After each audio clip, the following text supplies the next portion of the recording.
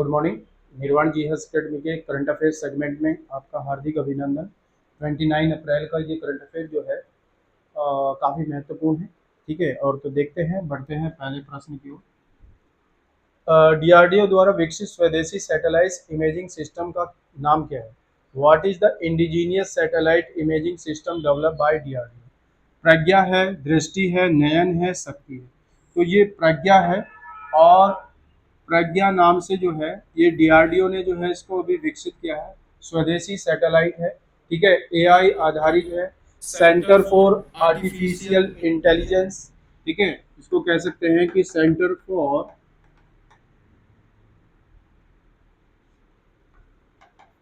Arty intelligence and robotic, ये इस पर आधारित है।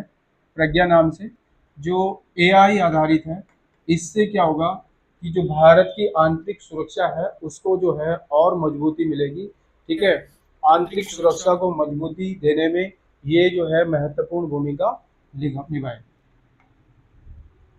नेक्स्ट है, हाल ही में किस भारतीय को यूएस हॉल ऑफ फेम सम्मान प्रदान किया गया? Which Indian was recently honoured with US hall of fame award? सुंदर पिचौरी, सत्य नडेला, उपेंद्र द्विवेदी, रतन टाटा।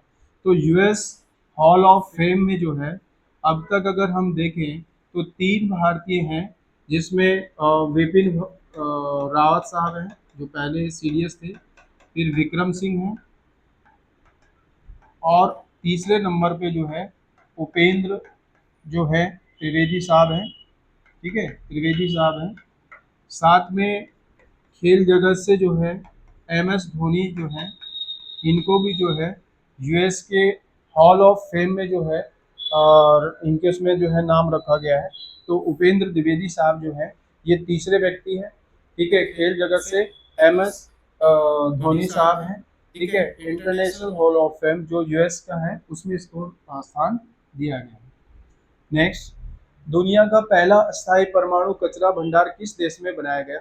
विच country build the world first permanent nuclear waste repository? Sweden, America, Finland, रूस। और ये फिनलैंड में जो है ओंकालो नाम से बनाया जा रहा है। ओंकालो का मतलब होता है गुफा में, गुफा। और लगभग 1 लाख वर्ष तक जो है ये उसको जो है संरक्षित कर सकता है, जिससे कि कोई जो है हानिकारक विकिरण जो है ना फैले। तो ये फिनलैंड देश ने जो है। नेक्स्ट, ग्लोबल ग्रीन आइकन पुरस्कार से किसे सम्मानित किया गया?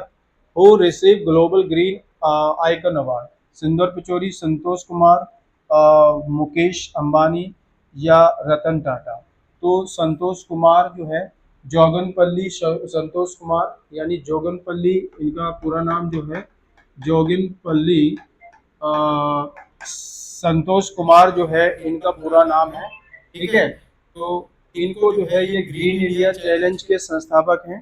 ठीक है, ये ग्रीन इंडिया चैलेंज के जो हैं संस्थापक हैं। ठीक है, इनको जो है ये पुरस्कार से सम्मानित किया गया है।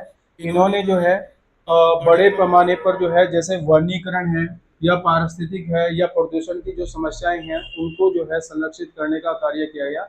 और इनको ये अवार्ड जो है 17 अप्रैल को जो है लंदन के हाउस में दिया गया। नेक्स्ट, निम्न में से कौन भारतीय रिजर्व बैंक के केंद्रीय के भुगतान प्रणाली में शामिल होने वाली पहली फिनटेक कंपनी बन गई है? Which of the following has become the first fintech company to join reserve bank of India centralised payment system? तो ये पे पॉइंट इंडिया है, भारत पे, अमेजन पे, रेज पे।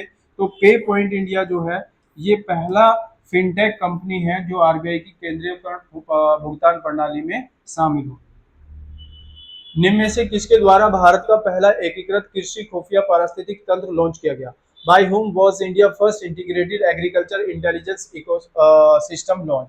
आईआईटी खड़गपुर है, आईआईटी रुड़की है, आईआईटी रोपड़ है, आईआईटी कानपुर है। तो आईआईटी रोपड़ ने जो है पहला पारिस्थितिक तंत्र यानी जो कृषि खुफिया तंत्र है उसको विकसित किया गया है, और ये रोपड़ ने किया है। इसमें जो है स्वान नाम से जो है, स्वान और उन्नत कृषि जो है प्रणाली का तंत्र जो है विकसित किया जा रहा है। साथ ही जो है कृषि खुफिया कॉल सेंटर हैं, ठीक है, कृषि खुफिया जो कॉल सेंटर हैं उनको जो है क्या किया जा रहा है, विकसित किया जा रहा है। तो इस तरह से जो है आईआईटी रोपड़ के द्वारा जो है ये विकसित किया गया है, ठीक है। ये आनम नाम से जो है इसको रखा गया है, ANNAM, ये AI आधारित जो है होगा।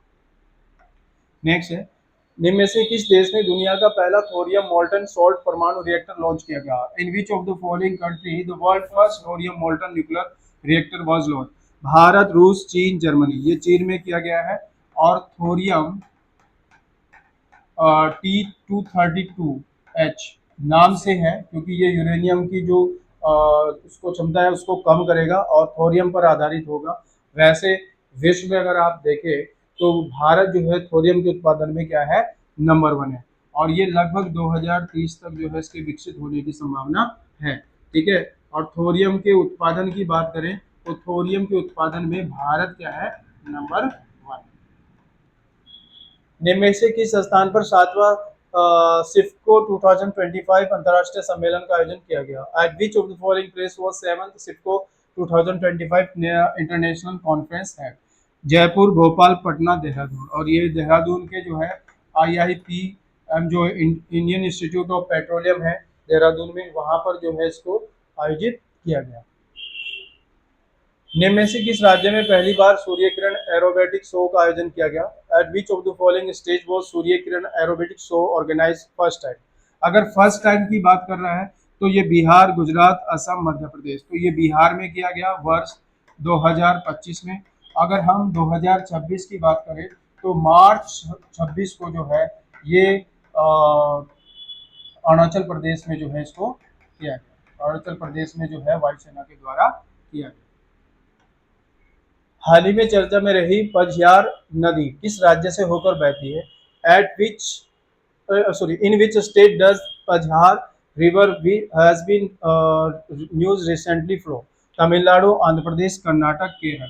ये रिवर जो है तमिलनाडु में से होकर होती है। और इसका जो है उत्पत्ति की बात करें तो महेंद्रगिरी, जो महेंद्रगिरी है दक्षिण भारत की दक्षिणतम चोटी है, ये दक्षिण भारत की दक्षिणतम चोटी है, दक्षिणतम चोटी है, ठीक है।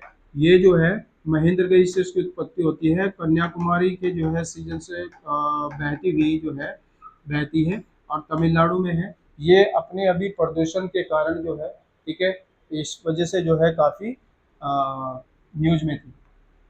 तो करंट अफेयर के सेगमेंट में, ठीक है, नए सेगमेंट में आपके साथ फिर हाजिर होते हैं। धन्यवाद।